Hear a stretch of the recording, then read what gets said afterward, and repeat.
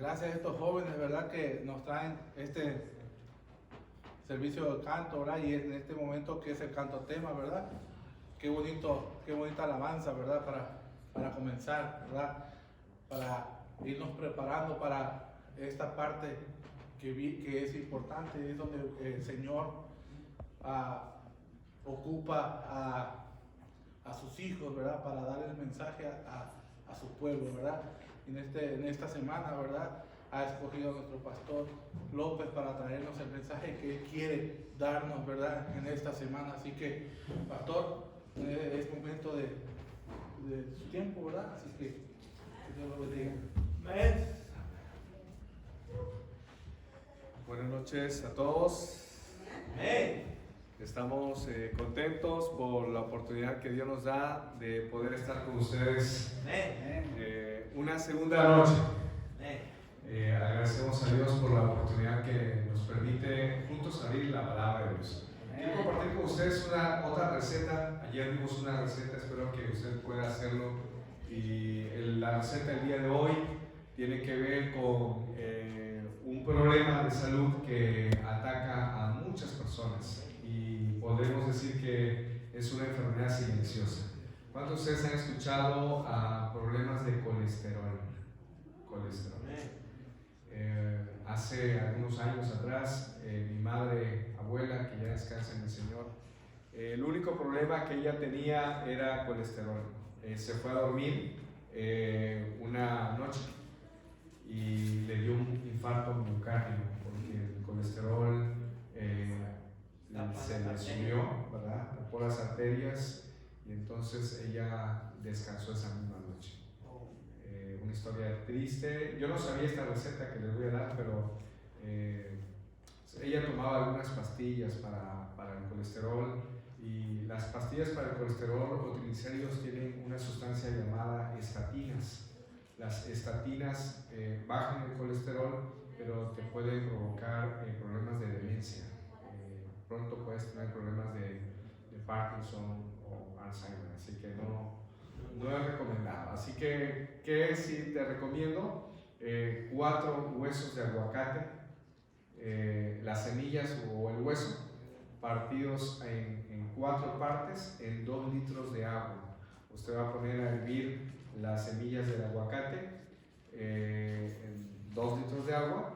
Se va a hacer un agua de aguacate y lo va a tomar como agua de tiempo. ¿Cómo es agua de tiempo? Que esos 2 litros se lo va a tomar durante el día. 2 litros de agua todos los días serían 4 huesos de aguacate, y eso es excelente para problemas de colesterol y problemas de triglicéridos, ¿verdad? Ayuda, por supuesto, a bajar los niveles de colesterol y triglicéridos. Así que espero que usted pueda poner en práctica esta receta.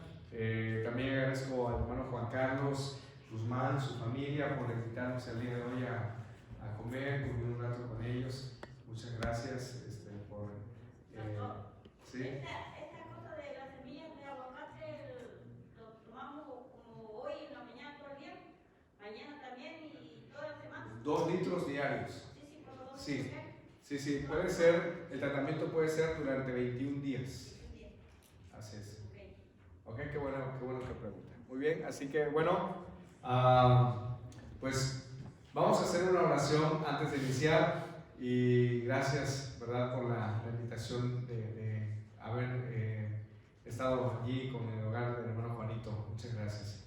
Muy bien, pasamos una mañana muy amena y deseamos así, ¿verdad?, que todos en los hogares que podamos conocer, pues tengamos la bendición de tratarles y de conocerles. Vamos a orar de manera especial por los matrimonios. Hemos orado por salud, y que vaya que hay grandes motivos de salud, pero en esta hora vamos a orar por familias, por matrimonios. Así que quiero invitarte para que te coloques una vez más de rodillas y hagamos esta oración por las familias.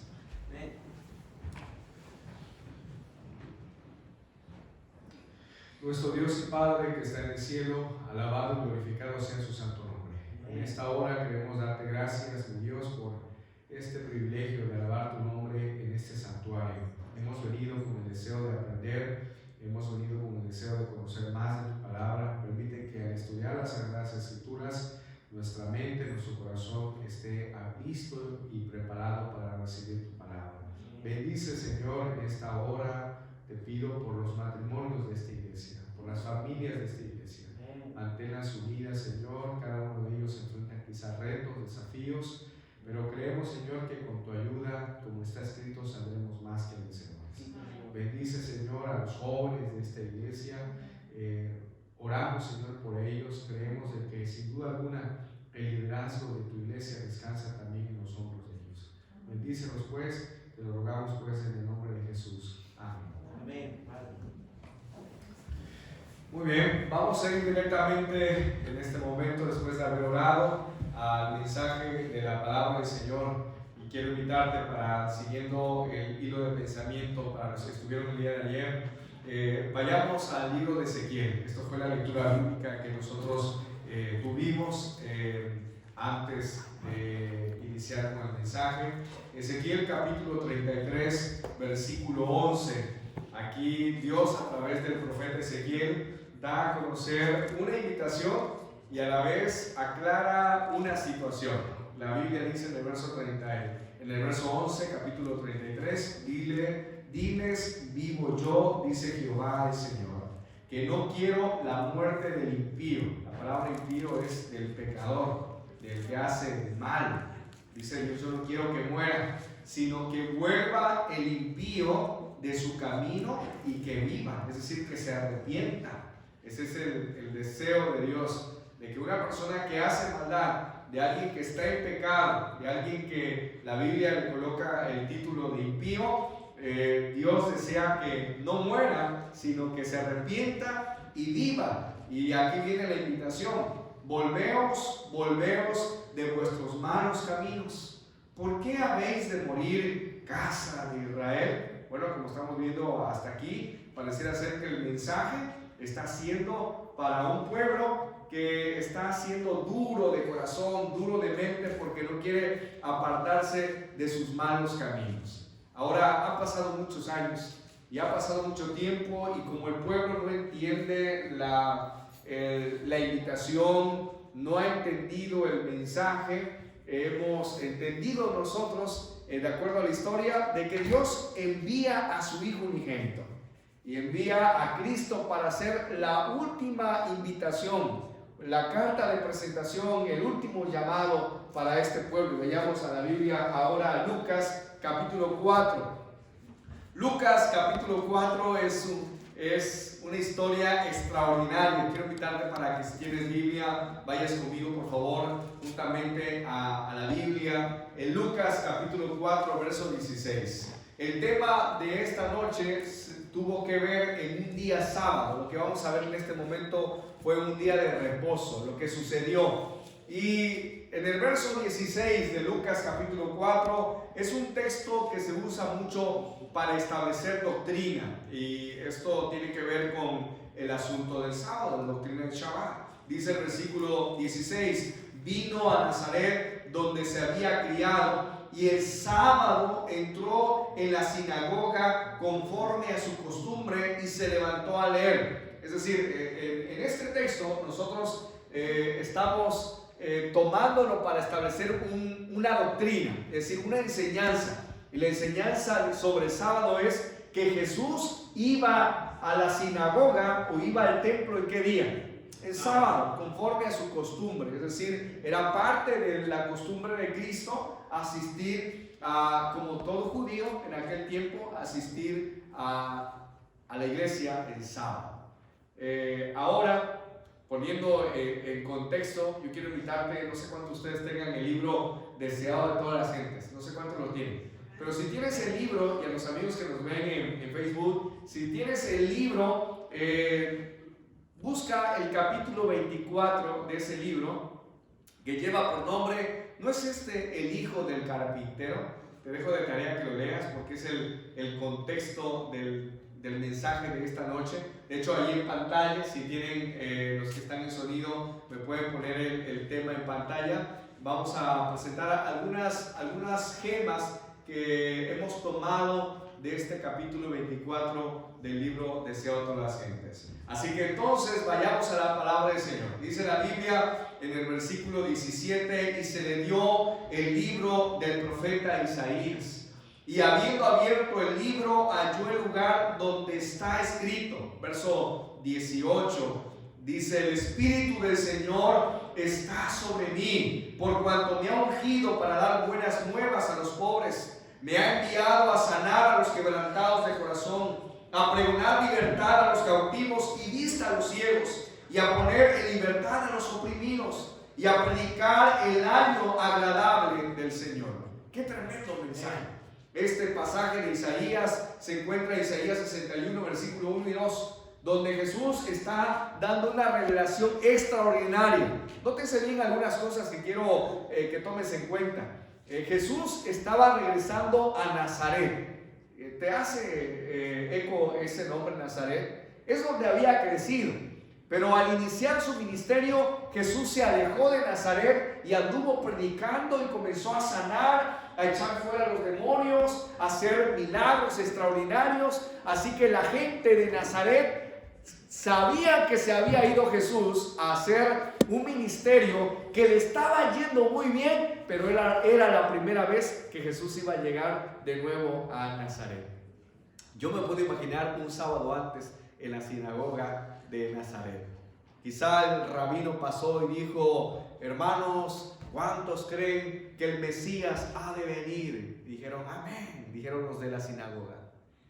Estamos esperando la primera venida del Mesías, anunciada por los profetas, por Miqueas, por Isaías, por Ezequiel. Y todo el pueblo decía amén. Y de pronto el que hacía la presentación dijo: y de paso, el próximo sábado viene el predicador, el hijo de José y María. Y ustedes saben que le ha ido muy bien. Así que no se pierdan, dicen que es muy buen predicador. Así que vengan el próximo sábado a escuchar al hijo de José. Próximo sábado, el hijo de José.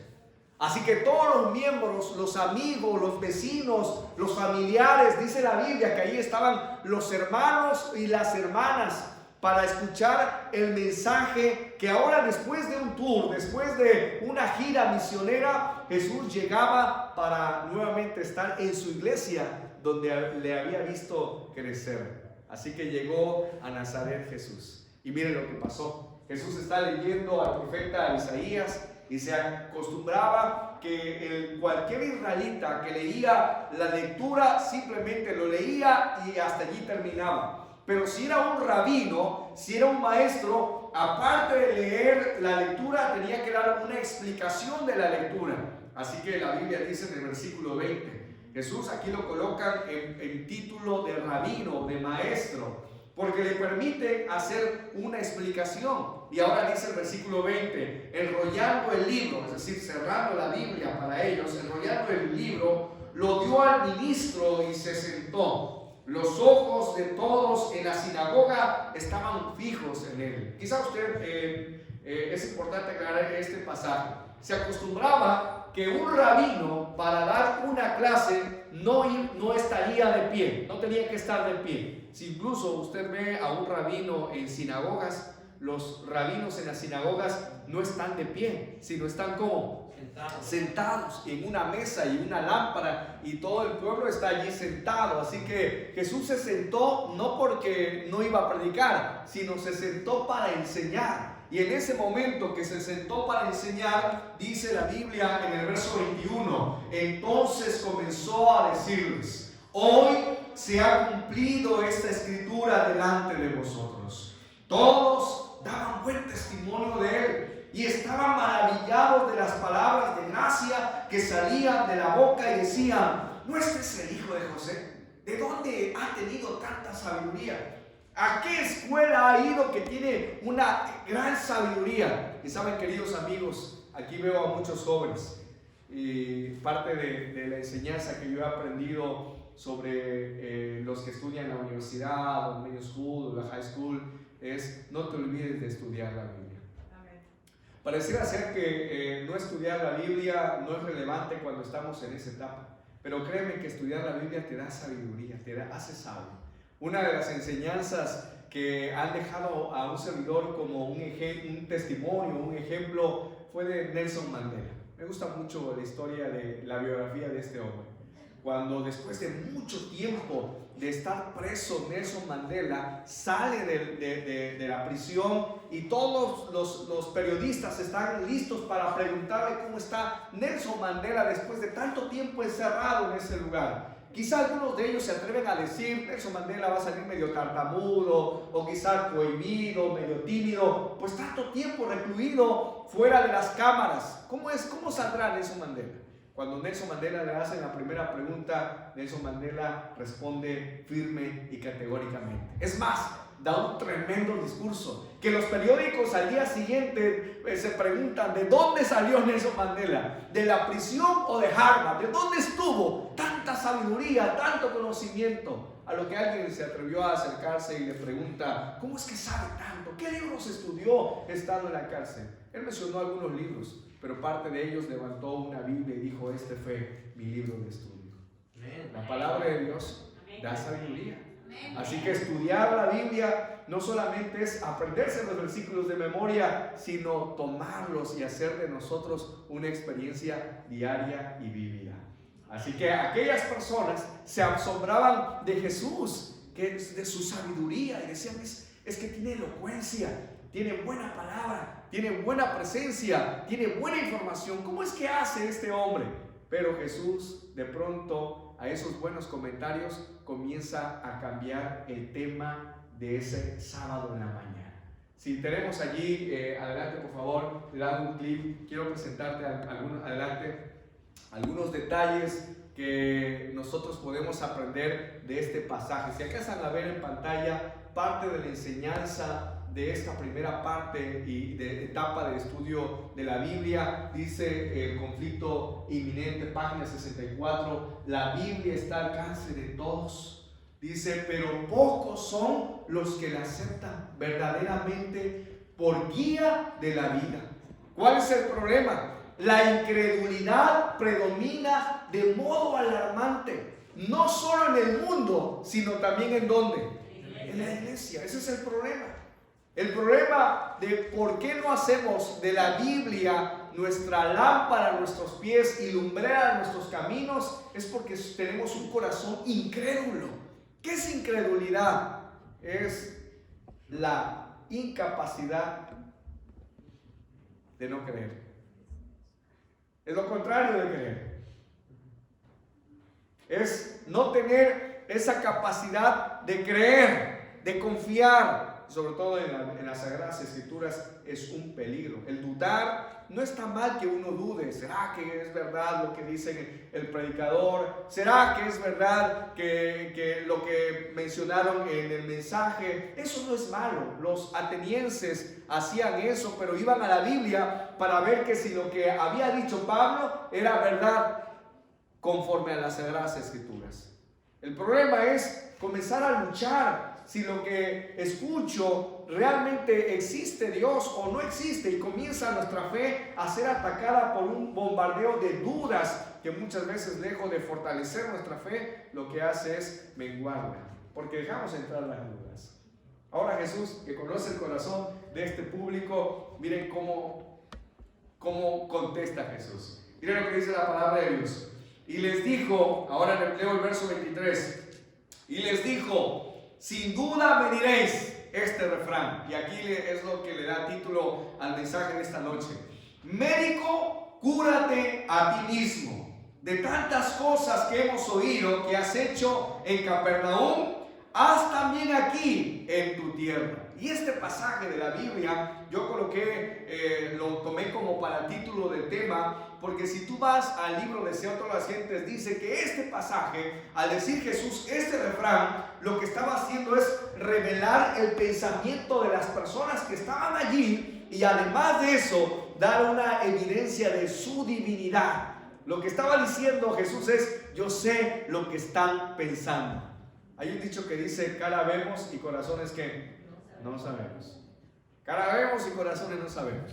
Sin embargo, Jesús, que era un orador extraordinario, no solo sabía lo que había en la mente, de los corazones de las personas, sino también cuál era la raíz de esos pensamientos. Miren qué extraordinario. Invitar a Jesús a predicar cuando realmente Él puede ver no solamente los ojos de las personas, sino también el corazón, los pensamientos. Era una forma extraordinaria, así que las personas allí se compungieron, se molestaron, y ahora comienza lo siguiente. Mira que viene algo extraordinario, dice aquí, y añadió, mira lo que sucede acá, y añadió, de cierto os digo, que ningún profeta es bien recibido en su propia tierra. Y en verdad os digo que muchas viudas había en Israel en los días de Elías, cuando el cielo fue cerrado por 3 años y 6 meses, y hubo un gran hambre en toda la tierra. Y ahora dice el verso 26, pero a ninguna de ellas fue enviado Elías, sino a una mujer viuda de Sarepta de Sidón. Oh, esto era un insulto. Era un insulto para la mente de las personas que estaban allí. ¿Saben por qué? Porque lo que estaban pensando era, lo que tú estás diciendo es que nuestras viudas en Israel no eran dignas para recibir el beneficio de Dios, excepto una pagana. Para la mentalidad de un judío, una persona no israelita era considerada igual que un perro. Yo estaba en la Ciudad de México, y no voy a decir el lugar, quizá por respeto, ¿verdad? Pero estaba en cierto lugar, y de pronto era un viernes, y había una comunidad judía donde yo tenía que pasar, y entonces yo pasé, y allá en México se acostumbra de que usted va en la calle y saluda a todo el mundo, ¿no? Buenas tardes, buenos días, buenas noches. Así que era tarde, yo venía caminando, vi a un caballero que estaba allí parado, yo pasé y dije buenas tardes. Pero cuando yo le dije buenas tardes, yo esperé que me contestara, ¿verdad? Lo quedé viendo, pero él se enojó y se metió. El hermano que iba conmigo me dijo, oh, dice, ya le arruinó su Shabbat. Porque para él yo era un gentil. Y el hecho de que un gentil le haya hablado el viernes de preparación, entonces era como que si yo lo hubiese contaminado a él. Yo dije, pero ahora cuando leemos la Biblia podemos entender que para la mentalidad de estas personas, cuando Jesús estaba diciendo una viuda de Sidón recibió un milagro y no las viudas de Israel, la mentalidad de estas personas no entendían. ¿Cómo que estás tratando de decir? ¿Que son mejores los paganos que nosotros los israelitas, que somos el pueblo de Dios? Y saben que para Dios no hay diferencia de personas. Ustedes y yo lo sabemos. Para Dios no hay acepción de personas. Eso nosotros lo sabemos. Cuán importante es saber que delante de los ojos de Dios todos somos iguales. Cuando estemos en el cielo no va a haber un lugar donde van a decir aquí van a estar todos los médicos, los ingenieros, los pastores, los electricistas. No, porque delante de Dios todos somos ¿qué? Iguales. Todos somos iguales. Fuimos comprados con la sangre de Cristo Jesús. Amén. Todos, absolutamente todos. Pero ¿qué estaba tratando de decir Jesús? Si me ayudan con darle un clic, por favor, estudiando este capítulo, y vaya conmigo, por favor, a la Biblia, a primer libro de Reyes, capítulo 17. Vaya conmigo para recordar esta historia. En primer libro de Reyes, capítulo 17, veamos qué sucede en este pasaje. Primer libro de Reyes, capítulo 17, dice así la palabra de Dios, en el versículo 9. Elías está batallando, pues está sufriendo ahora una hambruna todo el pueblo de Israel por causa del pecado de un rey que mal gobernaba el pueblo en aquel entonces. Así que Dios le da una orden y dice el versículo 9, levántate y ve a Sarepta de Sidón, un lugar pagano, y vive allí. Ahí le he dado la orden a una mujer viuda que te sustente. Ahora la pregunta es, ¿por qué Dios no le dijo, vete a un lugar de alguna de las hermanas del pueblo de Israel? ¿Por qué le dijo a esta viuda de Sarepta? Ahí en pantalla está la respuesta. Esto lo dice el Deseo de las Gentes. Dice la frase allí, si usted está leyendo, ella fue favorecida porque seguía la luz que había recibido. Ella fue favorecida porque seguía la luz que había recibido. ¿Qué está tratando de decir esta frase? Es decir, que no importa cuánto conocimiento tengas de la Biblia, lo más importante es qué haces con el conocimiento que tú recibes. Porque puedes tener mucho conocimiento de la Biblia, pero hacer ¿qué? Poco. O puedes tener poco, pero ese poco tú lo haces mucho. Y dice la declaración del espíritu de profecía, dice, y su corazón, subrayé allí esa frase, dice, y su corazón estaba como el corazón de esta mujer, estaba abierto para recibir la mayor luz que Dios le enviaba mediante su profeta. ¡Qué maravilloso! Esta mujer no esperaba un milagro. ¿Y saben qué estaba pasando? Les pongo en contexto. Cuando los hombres de la sinagoga de Nazaret invitaron a Jesús para que viniera a Nazaret, no era para escuchar el mensaje, sino ellos querían ver ¿qué? Querían ver milagros. Ellos querían ver el show, querían ver que sanara a un leproso, que resucitara quizá a un muerto, quisiera caminar a un paralítico, quisiera oír a un sordo, quisiera ver a un ciego. Ellos querían ver algo, querían ver un milagro. Por eso invitaron a Jesús a que viniera a predicar. ¿Cuántas veces nosotros nos pasa lo mismo? Venimos buscando en la iglesia un milagro, pero a veces el milagro que nosotros esperamos no es el que Dios nos da. Y ellos esperaban un milagro. Y el milagro que Dios le estaba dando finalmente, adelante por favor, mira cuál era el milagro, que Dios le estaba diciendo. Cuando Jesús estaba contando esta historia, cuando Jesús estaba diciendo esta enseñanza de la viuda de Sarepta, mira cuál es la enseñanza. Y esto es para usted y para mí. Mira cuál era la enseñanza, por favor, si lo ponen en pantalla. Gracias. Dice allí la enseñanza de la viuda de Sarepta. Cuando Jesús hizo alusión de este testimonio, de este ejemplo de la mujer, es que Jesús les estaba diciendo: ustedes necesitan una fe en medio de ¿qué? De la crisis. Dios le estaba diciendo a su pueblo, y Dios les está diciendo a nosotros esta noche: necesitas una fe en tiempo de problemas. Es fácil adorar a Dios cuando las cosas nos van bien. Los amigos que nos están viendo en Facebook, es fácil seguir a Dios cuando hay créditos, cuando hay bonos, cuando hay trabajo, cuando tenemos buena salud, cuando gozamos de una buena calidad de familia. Pero cuando tenemos problemas en la familia, cuando nuestro matrimonio se desgasta, cuando nuestra salud se mengua, cuando nos encontramos insatisfechos de la vida. Yo he encontrado a personas insatisfechas de la vida, con ganas de ya no seguir viviendo. En ese momento, en esa insatisfacción de vida, hay personas que deciden no seguir creyendo en Dios, porque es allí finalmente donde nuestra fe o nuestra creencia en Dios es puesta a prueba. Por eso todos necesitamos tener fe en medio de las crisis. Querido amigo, querido joven, querido hermano y hermana, ten confianza. ¿Qué es fe? Confía en Dios aún en medio de pruebas. Confía en Dios aún en medio de circunstancias difíciles. Sigue confiando en Dios. Yo estaba predicando en 2014, no hace mucho tiempo, estamos hablando 6 años atrás. Yo estaba de pastor en una zona del centro del país y estaba dando campañas, una serie de campañas. Tenía 16 iglesias.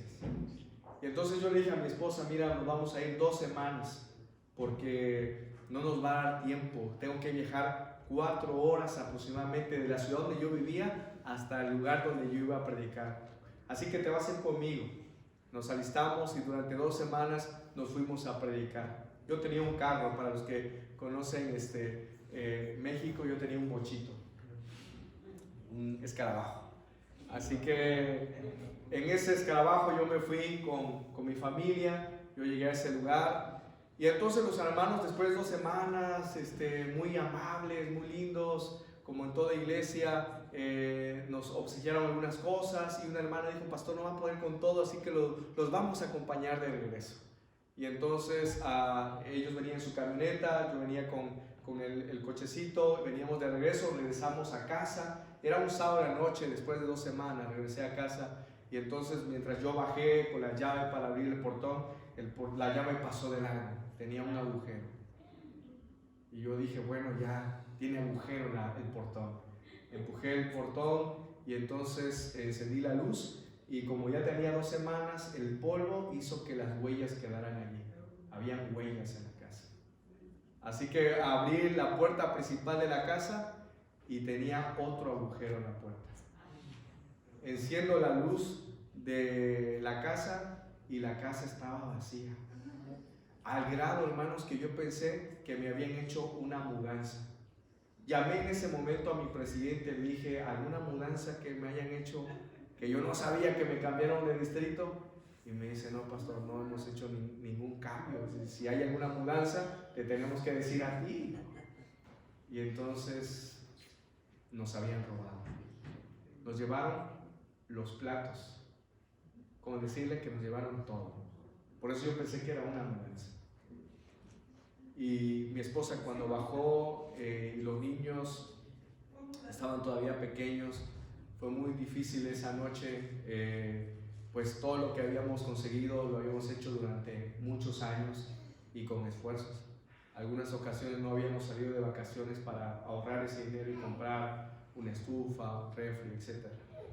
Así que ver a mis hijos ahora tirados en el piso con una toalla para dormir, y que ese era el colchón de esa noche, dolió el corazón.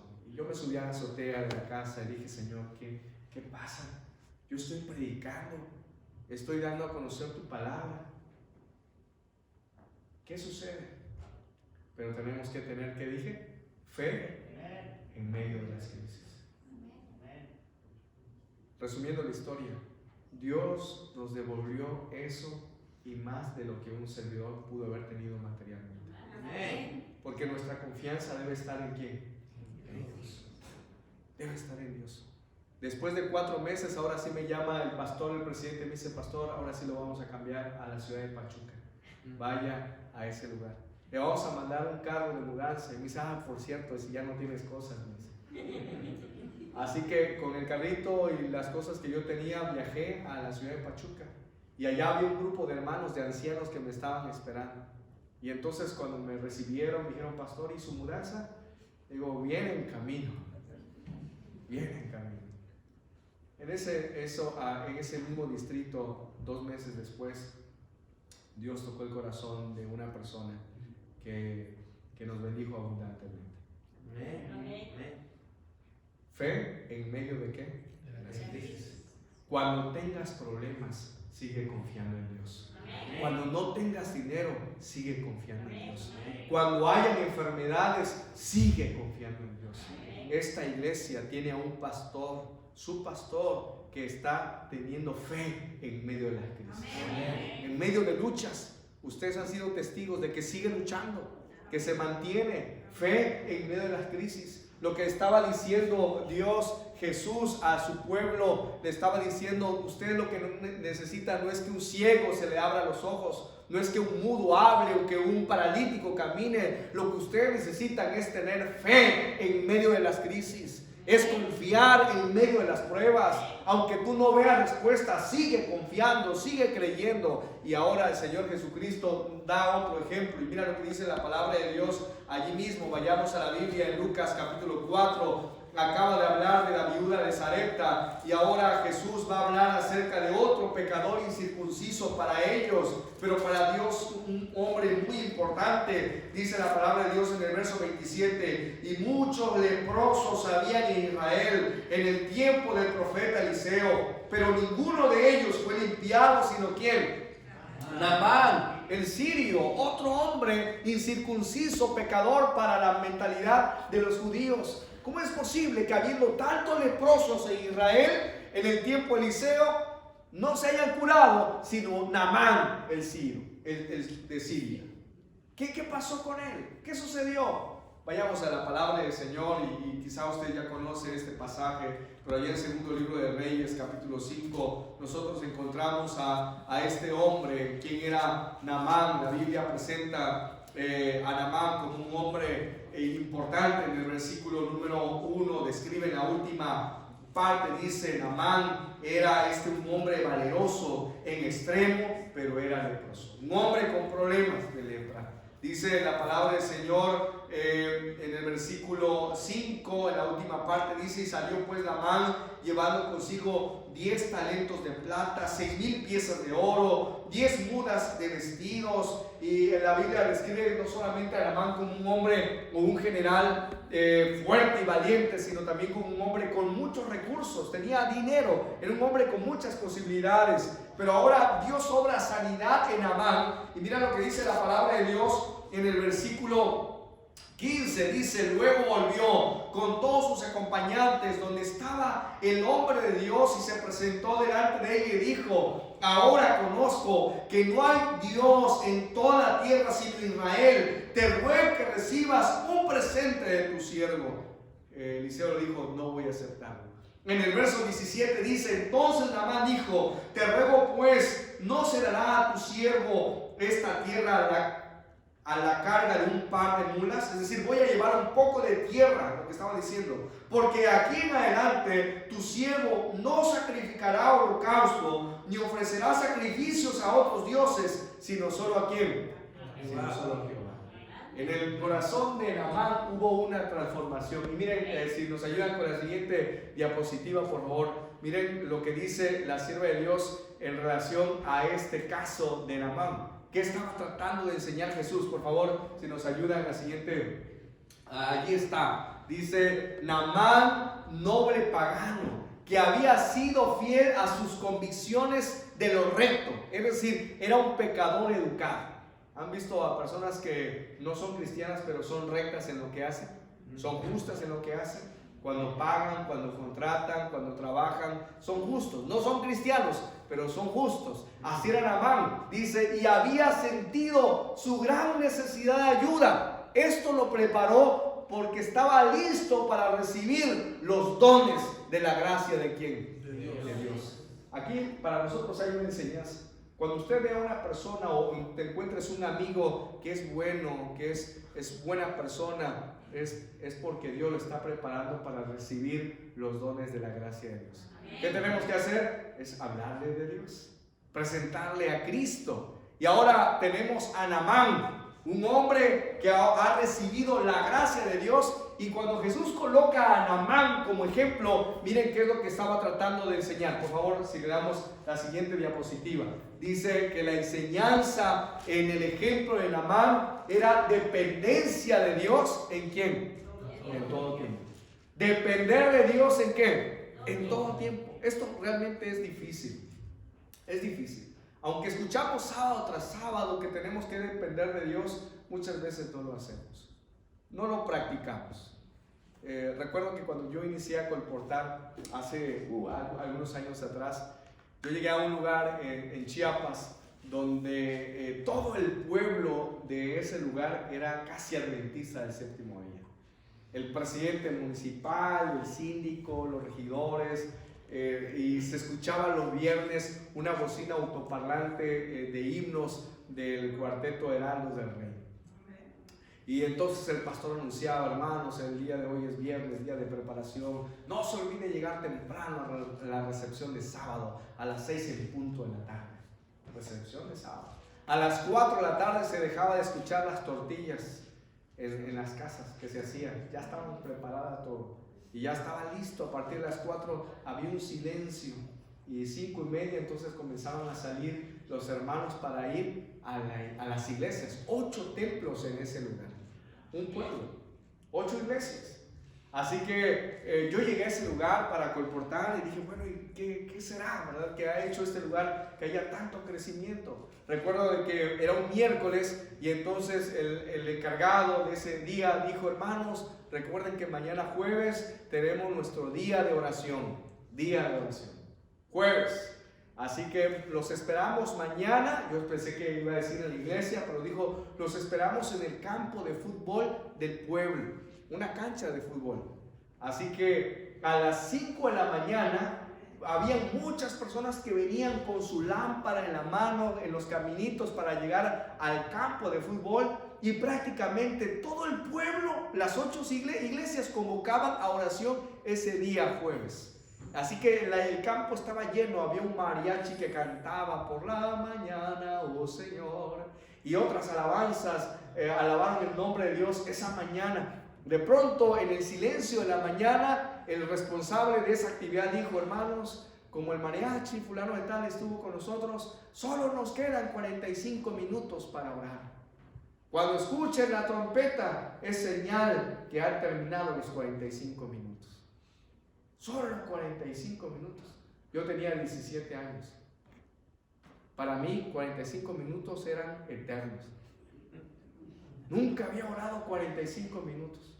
Y yo vi a las personas que ya llevaban almohadas, toallas, algunas sábanas y se comenzaban a rodear en familia. Y entonces debajo de la portería, en toda la cancha, yo me arrodillé y parte de esa oración que aún yo recuerdo fue: Señor, es que yo nunca he platicado contigo tanto tiempo, yo no sé qué decirte. Pero he escuchado que orar es abrir el corazón, abrirte el corazón como un amigo. Pues mira, Señor, me está pasando esto. Y yo comencé a platicar con Dios esa mañana a las 5 de la mañana. Y cuando yo comencé a hablar con Dios y de pronto comenzó a salir palabras y palabras y palabras, sonó la trompeta. Esos 45 minutos pasaron muy rápido. 45 minutos. Por primera vez yo lograba platicar con Dios en oración esa mañana. A partir de ese momento entendí lo que un día yo leí en un libro llamado Ama a Dios y haz lo que quieras, del escritor Maureen Bennett, que él dice que nadie ha vivido como Jesús vivió, porque nadie ha orado como Jesús oró.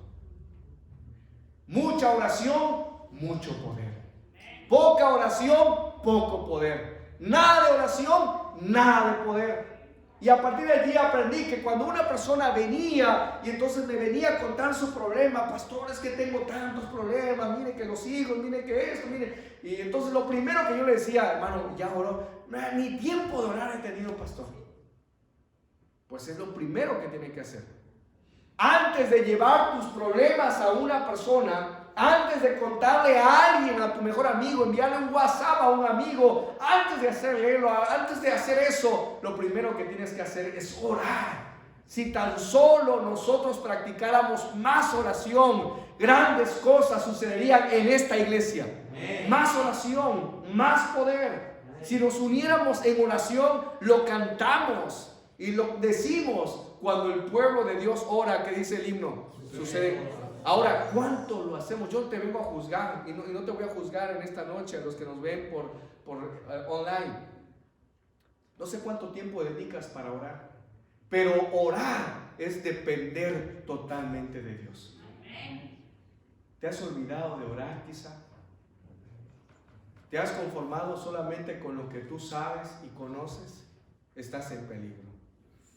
Porque lo que necesitamos que hacer es orar. Depender no de nuestros conocimientos, no de nuestras habilidades, no de la información, no del estatus, no de los cargos, no de las responsabilidades, no de los compromisos de la iglesia. Yo he conocido a personas que mientras tienen cargo llegan a la iglesia. No les dan ningún cargo, ya no llegan a la iglesia. Su vida dependía de un cargo en la iglesia. Pero tu vida no debe depender de un cargo. Tu vida debe depender solo de Dios.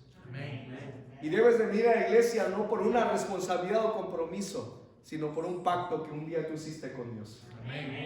Si tú estás en algún lugar y has dejado de asistir a la iglesia, tu compromiso fue con Dios, no con la iglesia. Fue con Dios. Y es lo que estaba tratando de enseñar Jesús a este pueblo. Dependan totalmente de Dios. Aprendan a depender de Dios. ¿Y saben qué pasó con este pueblo? Este pueblo rehusó depender de Dios. De forma que Jesús, subiendo un monte, derramó lágrimas y dijo: Jerusalén, Jerusalén, que matas a los profetas, que apedreas a los que te son enviados. ¿Cuántas veces te quise juntar como la gallina junta sus polluelos? Pero tú no quisiste. No quisiste. ¿Cuántas veces quise protegerte? ¿Cuántas veces quise ayudarte? ¿Te imaginas? Que un día cuando Cristo Jesús venga y tú digas: bueno, Señor, es que a mí me fue mal en la vida, a mí nadie me quiso, a mí la vida me fue muy mal, tú te olvidaste de mí, etcétera, etcétera. Porque podemos poner argumentos delante de Dios. Pero saben que cuando Dios nos muestre cuántas veces Él quiso ayudarnos,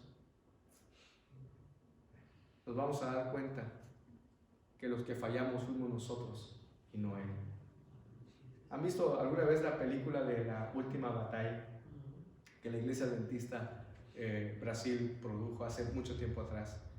A mí me sorprendió cuando lo vi por primera vez, el del personaje llamado Lucas, de un chico que quería divertirse, de un chico que quería pasársela bien en la vida, según entre comillas, disfrutar de la vida, que eso es perder la vida prácticamente. Y parte de la escena final es que él resucita, pero que su tumba no se abre, ¿no?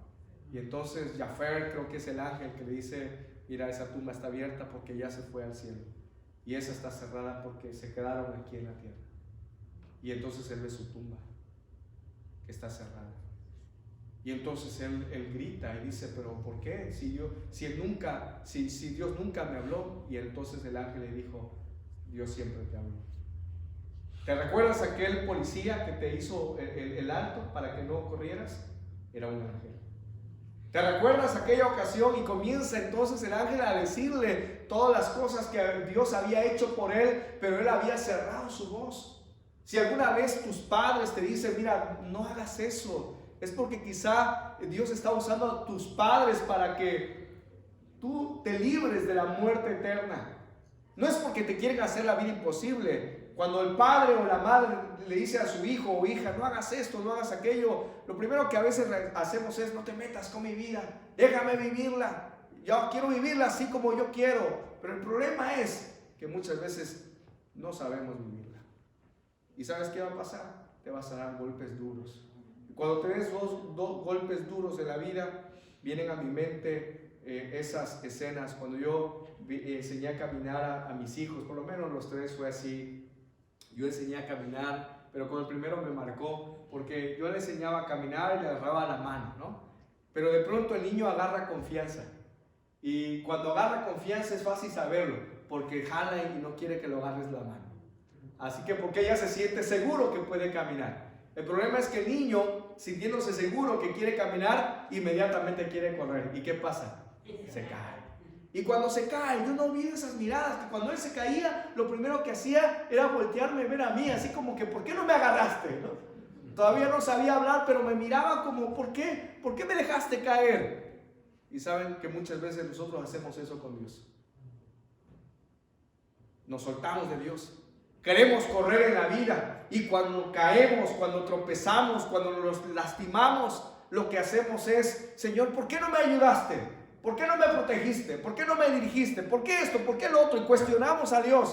Cuando el problema no es Dios, el problema somos nosotros. Y en más de una ocasión, cuando yo vi a mi hijo caer, lo que yo hacía era ir y limpiar el polvo, las rodillas, darle un beso a la frente, abrazarle y decirle, no pasa nada. Yo me imagino a Dios así.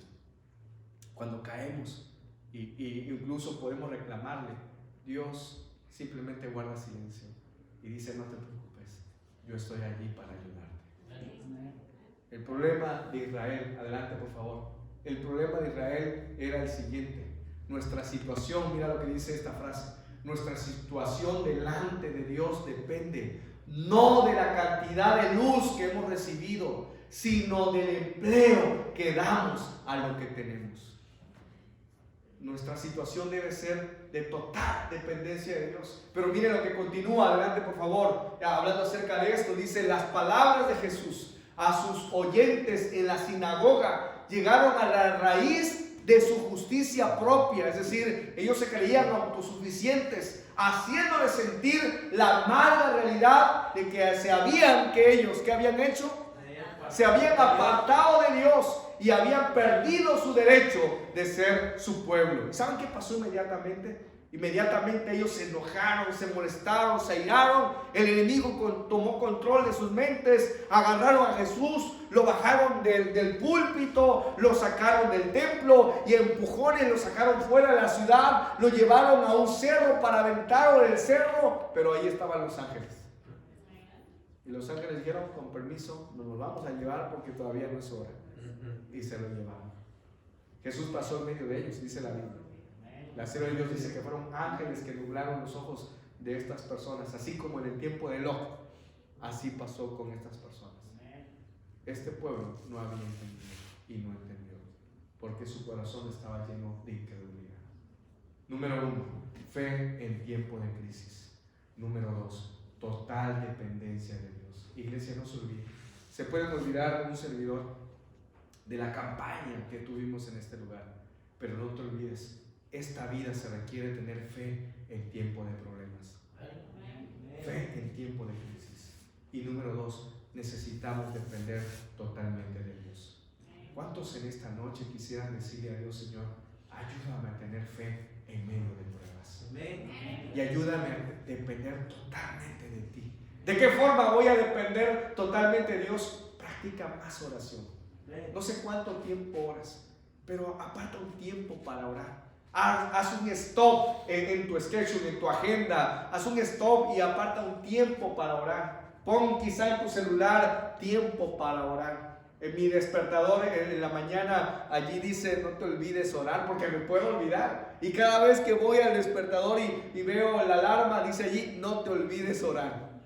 Porque soy humano. Soy igual que ustedes, a veces me olvido, salgo corriendo, corro para acá, para allá y nos llenamos de tantas cosas que muchas veces nos olvidamos de las más importantes. Alguna vez yo leí que el enemigo de Dios no te va a hacer una buena persona, una mala persona, te puede hacer una persona solo ocupada para que te olvides de Dios. Es decir, no necesitas ser una mala persona para perderte. Lo que necesitas es ser una persona ocupada. Porque una persona ocupada lo que hace es que no tengo tiempo ni para Dios. ¿Tú crees que voy a ir a la iglesia si no tengo qué? Tiempo. ¿Tú crees que voy a estudiar la Biblia si no tengo tiempo? ¿Tú crees que voy a orar si no me da tiempo? Entonces al enemigo le conviene que tú seas una persona, que usted y yo seamos personas que ocupadas. Yo quiero invitarte en esta hora para que, si después de esta noche el mensaje te ha servido, la invitación es para que oremos más, iglesia. Practiquemos más oración. Tenemos problemas, oremos más. Hay dificultades, oremos más. Hay problemas, oremos más. Tienes una fe que está tambaleando, ora más. No le entiendes muy bien a un pasaje que has leído en la Biblia, ora más. Hay problemas de incertidumbre en tu vida, ora más. Tienes ansiedad, ora más. Ora, no te olvides. Total dependencia de Dios. ¿Cuántos en esta noche, adelante por favor, cuántos en esta noche quisieran hacer a un lado? Si le damos siguiente clip, adelante. ¿Cuántos quisiéramos, la imagen que va a aparecer es como una invitación a todo? Si le das siguiente clip, por favor. Ahí. Es como si nosotros, la invitación es esta, ¿verdad? Hacer un lado la incredulidad y entonces dejar entrar en nuestro corazón, ¿qué? La fe. Que la fe viene por el oír la palabra de Dios, es verdad, y también por practicar oración. ¿Cuántos en esta noche quisieran, los que estamos aquí presentes, hacer ese compromiso con Dios? Practica oración. Quizá haya un joven en este momento que quizá diga: ay, pero es que 5 minutos, pastor, parecen eternos, ¿no? Pero practica oración, hazlo, inténtalo, verás que será de gozo para tu vida. Gracias por las personas que están puestas de pie. Vamos a cantar el himno 463 en este momento, y a todos nuestros amigos que si nos vieron allí por Facebook, ¿verdad? Deseamos que Dios te bendiga, ve a una iglesia cercana, busca un pastor cercano o amigos de la iglesia y busca a Dios, que hoy es tiempo y es oportunidad, sobre todo en este tiempo difícil, en este tiempo de pandemia, que la vida no la tenemos, hemos descubierto que no está en nuestras manos. No tenemos un contrato para vivir 100 años o 50 años más. La vida es un milagro cada día que nosotros despertamos. Que Dios te bendiga. Así que vamos a cantar el himno 463 como parte de este himno de llamado, de oración. Y quiero invitarte entonces para que ustedes y yo hagamos ese compromiso de orar. Yo te invito en esta semana de campaña, ora más tiempo, aparta más tiempo para orar, extiende 5 minutos más. No te digo que ores 1 hora, practica por lo menos 10 minutos, habla con Dios, abre tu corazón a Dios, practica oración, porque eso es depender totalmente de Dios. Vamos a cantar entonces este himno. Jesús.